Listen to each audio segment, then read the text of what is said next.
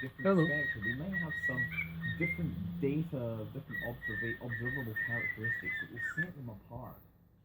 And so, given that we've got things like the Large Scale Synoptic Survey Telescope coming online, we might find in the next few years that we start to identify candidate objects which could have come from outside our solar system, and those would be logical targets for future space missions. Until then, we will watch the skies. I'm Scott Manley. Fly safe.